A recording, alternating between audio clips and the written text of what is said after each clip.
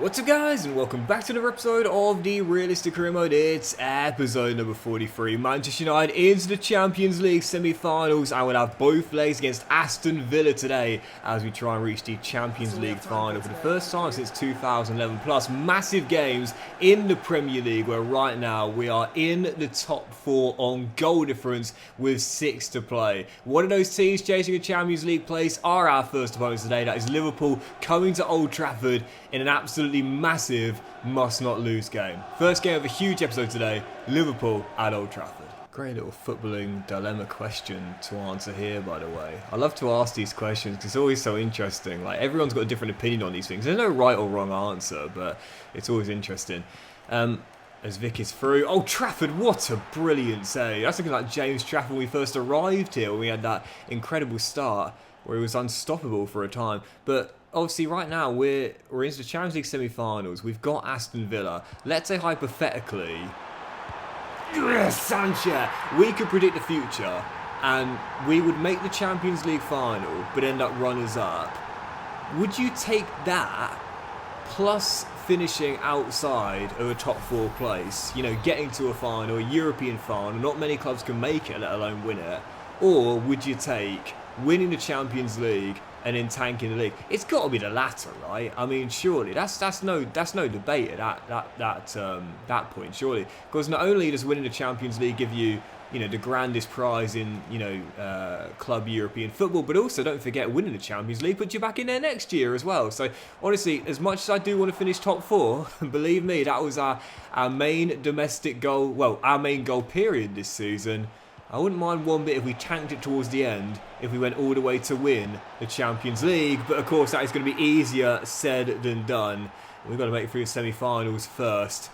And heading into the first game today, I knew this guy would score. He always scores. Gyökeres with the instant leveler. Because, you know, I saw a lot of people, and I know it's a completely different scenario, but I saw a lot of people talking about the seasons that Spurs and Manchester United had this season. And, you know, how bad both teams were in the league. Spurs to finish where they did, I mean, that is just like I know people have like talked about it all season long, and there's been a lot of banter and so on and so forth, but it's borderline pathetic, really, when you think about it, for both Spurs and Manchester United's league seasons this year. And granted, both of them which have had their big problems, but for Spurs, they won the Europa League, and not only have they ended their trophy drought, but they're also going into next season's Champions League.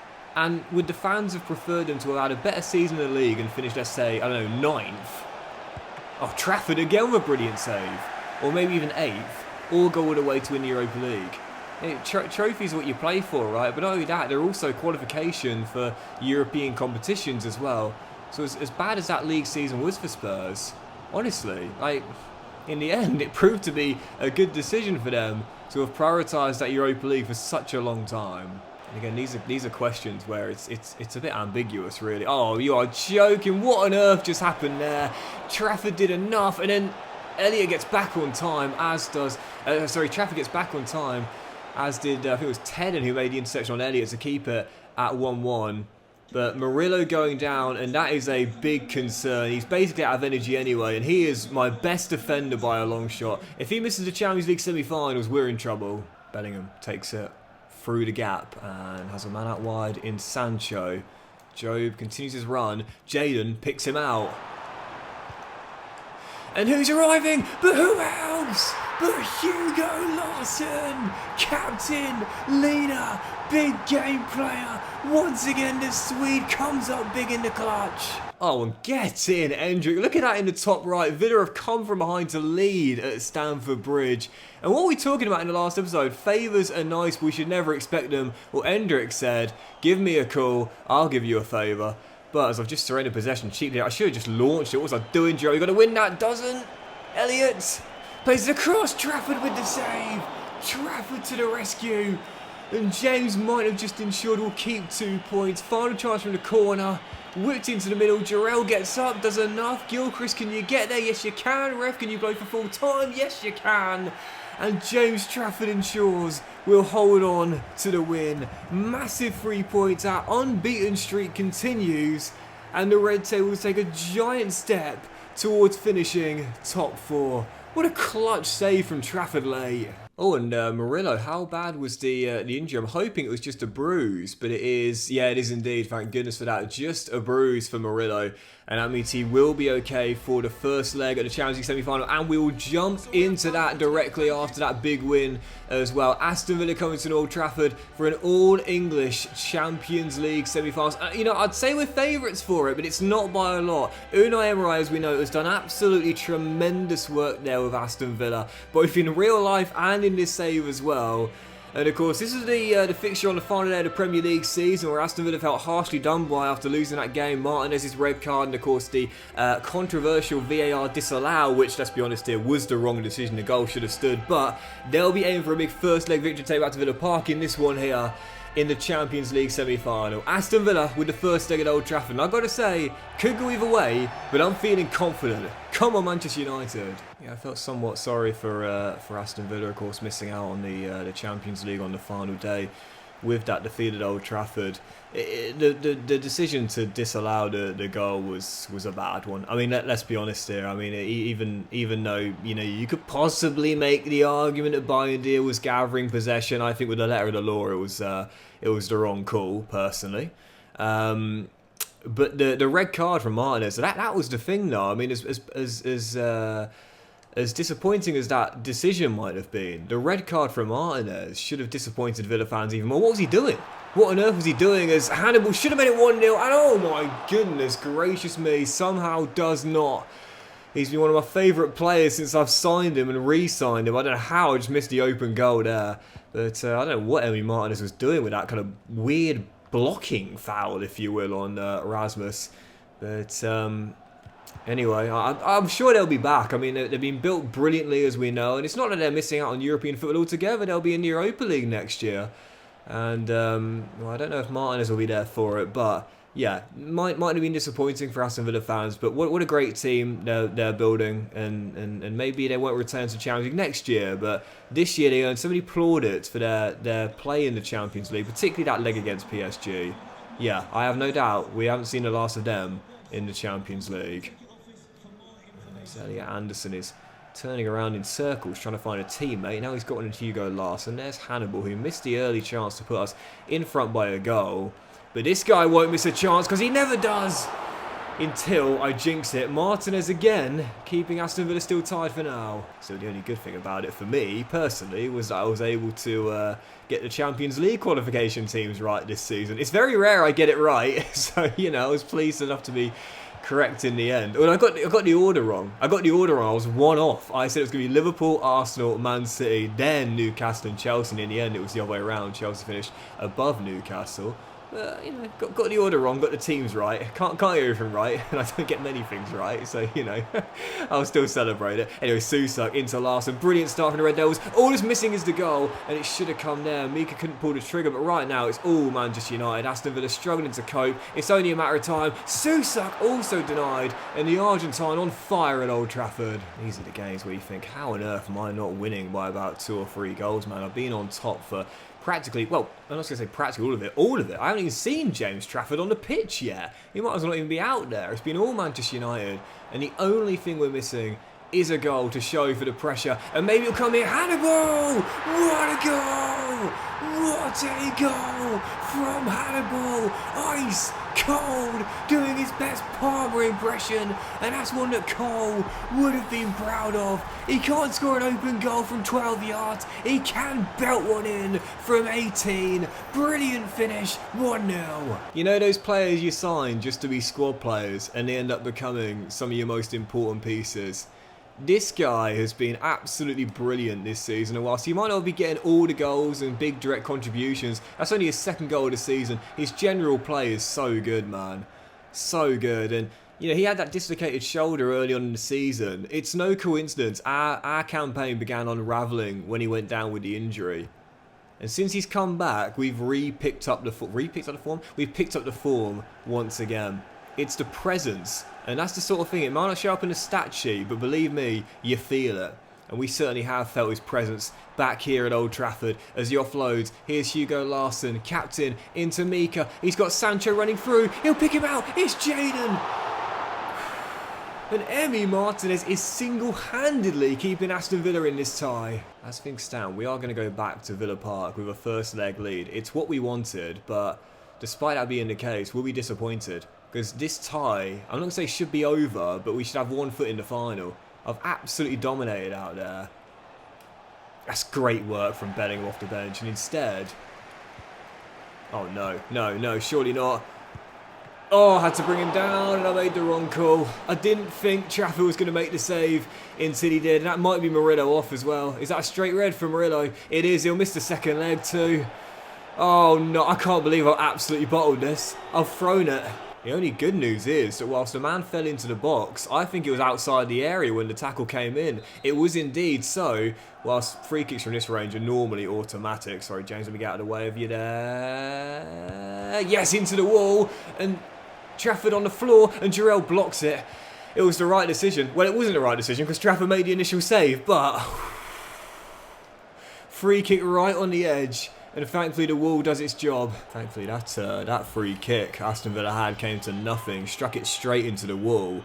And that means that on the other end, as we just won ourselves a free kick too, we could possibly take a 2-goal lead after all, heading back to Villa Park.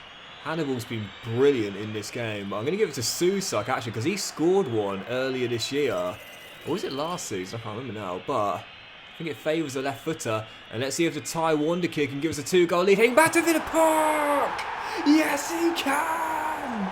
Manchester United will go to Villa Park. It's like, oh my God, he's just running around. I was thinking, where's the late goal celebration going to kick in? It doesn't, but we'll still celebrate regardless. Susak beats Emi at full stretch, and we will head to Villa Park with a 2-goal lead. It should be more, really, and I actually think that might go down as Emi Martinez's own goal in the end. I don't know how. It should be Susak's. It was clearly going to cross the line, and I think that's actually gone down as an own goal. But doesn't matter either way who claims it, because Manchester United will head to Villa Park with a 2-goal lead on aggregate as finally the final whistle is blown.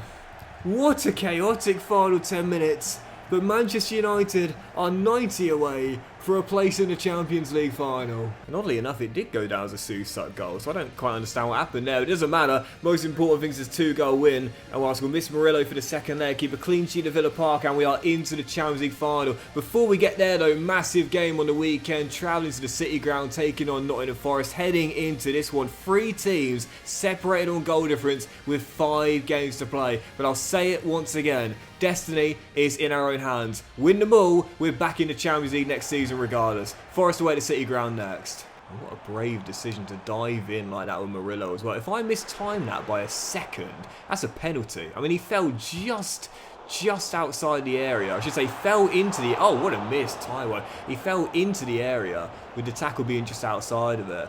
If I hesitate for a split second, that's a penalty. That's a penalty, and it's definitely 1-1. But instead, whilst Murillo gets a red card and he'll miss the second leg, well, talk about taking one for the team, because on the other end, Susak's free kick ensures, whilst he won't be there to help us keep the clean sheet, if we do get one, we're into that Champions League final. And those are the big calls you've got to make. You know, those are the big calls when you're last man back. Do you dive in? Oh, well in, Murillo. Do you dive in, or do you stay on your feet and back your keeper? And I love Murillo, man. I have to say, out of all the centre-halves I've used so far in FC 25, he is an absolute beast. And as a bit of a traditionalist, you know, I've mentioned before, for me, I like my centre-half 6 foot minimum plus. He's 5'11". Listen, I'm not like a girl on Tinder. I'm totally fine with him being an inch shorter than the supposed requirement. As Bellingham bends one off the crossbar. As it remains 0-0 for now. I've never understood that kind of thing as well, to be honest. Like, I'm, as Gibbs White is through and it is 1-0. That goal was coming. It was just going to depend on who was going to get it. As Morgan gives Forest the lead. I'm 6 foot myself, right? But a lot of people who I'm, you know, friends with, or a couple of my housemates, for example, are like 5'10", 5'11", and you can't tell the difference between us. You can't tell the difference. I can't be measured at 6 foot, so I'm technically scraping into the club by a hair. But you can't tell the difference between one of my housemates, for example. We literally look the exact same height, but he's 5'11" and I'm 6'. What's the problem? I don't quite understand that. So that's why I shouldn't be too hung up on Murillo being an inch shorter. And I'm not. I love the guy. But not much we can do about that. It gives White with a finish. Forest lead. And as things stand, this is going to be our first loss in a long time. And a big slip up in the race for Champions League football. I'll be honest here, I have played very poorly out there. Very poorly. We've got 5 minutes to rescue a point, but we're not going to do it. I've been awful. Absolutely awful. And how many times do I say this? I'm so unbiased with my highlights package. If I've played poorly, you would have seen me play poorly. This is one of those games. We don't deserve to get anything out of this game, and we're not going to get anything out of this game. A minute of normal time to go.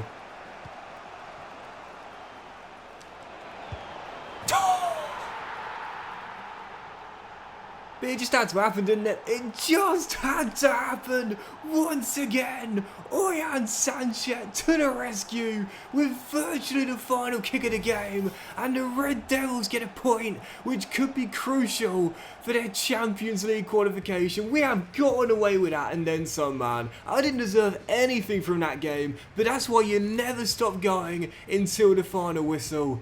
Sanchez to the rescue, not for the first time. 2 points dropped, but one big one gained. Right, let's do it. Following game, Champions League semi-final, second leg, off to Villa Park. Murillo would, of course, be suspended after that late red card in the first leg, but holding on to a 2-goal lead. We know tonight, keep a clean sheet, and we are into the Champions League final for the first time since 2011. Heading into the game, it's going to be a difficult one for us. Lots of tired legs out there, and again, no Murillo in the back five, either our best defender, but I'll say it once again, it's ours to throw away from here. We've done the hard work. Now all we got to do is see it out in the second leg. Villa Park, semi-final, second leg. Keep a clean sheet, and we are into the Champions League final. Come on, Manchester United. I checked pre-game as well, but the first leg of that Liverpool PSG tie finished 0-0, and that'll get played tomorrow. So hypothetically, if we do make it through, we'll end the episode by doing one advance and then seeing who won that second leg at Anfield. But tonight, full focus on the Midlands as we come to Villa. Oh, Villa Park. And I just hesitated for a second because I felt Udogie might stay down, and he's done so. And that looks a bit longer than a bruise for me. It might just be a bruise, but that to me looks like it could be a 4-week injury. It will see him out for the rest of the season. One for Villa. 8 to go before the break. We still lead by 2. And again, all we got to do is stay tight defensively and not make individual errors. Trafford with the catch. And now another injury. And this time it's Gilchrist that's gone down in for Anderson in this game. And again, he's also slow to get up. So I guess Villa are thinking, well, if we can't beat them, let's injure them.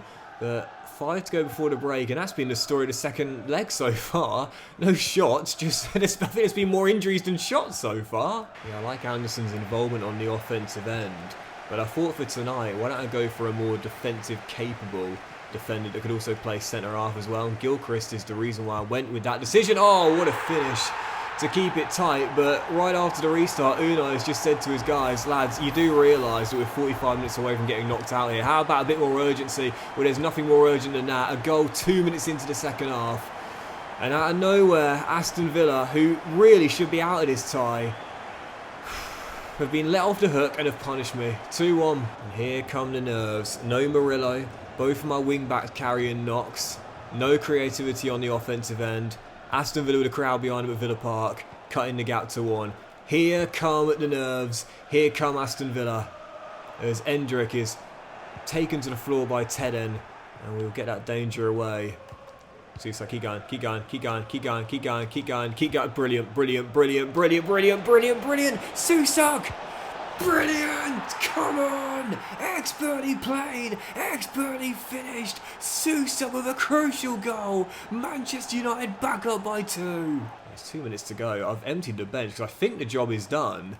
But if Aston Villa score here, you just never know. Paxal, who got there first, slides through Endrick, and the ex-Real Madrid and Palmares man is dispossessed by Tennant, and that would indeed do it. Well, we probably should have won this tie in the first leg alone without needing to get it done in the second leg. But that is going to do it now. Manchester United are into the Champions League final for the first time since 2011 when they were beaten by Barcelona at Wembley. You can never know where the final is going to be played until you actually get there, but it is job done. It might be technically back-to-back draws in our last 2 games, but it doesn't feel like a draw. Susuk's goal ensures we are into the Champions League final. Let's see what we got, Liverpool or PSG, and we'll end the episode there. When we got drawn against Inter Milan in the last 16, I was for sure we weren't going to get through that tie, and instead that penalty shootout when we came back from 3 goals down to get there. I mean, that's been the hardest tie of the save, really. And as we'll see the injuries as well for Destiny and Anderson. We'll first see the finalists. It's going to be... It's all English. I just saw it flash up. Liverpool in the semi-final. So once again, another all-English affair as we'll take on Arnie Slot's Reds in the Champions League final. But that'll do it for today's episode of the Realistic Criminal, guys. Big thank you for watching. Enjoy if you haven't, please like. Much love to you all. Have a fantastic day. And thank goodness for that. Some good news to end on too. Both of the injuries were just bruises. And I'll see you for the next episode where we'll play all 4 of our final 4 Premier League games in the build-up to the Champions League final, where we've dropped out of the top 4 on the back of our recent draw at the City Ground. 4 games to play, we'll play them all in the next one. Have a fantastic day, guys. Much love to you all, and I'll see you for another episode of Season 5 of the Realistic Career Mode, the final 4 league games, very soon.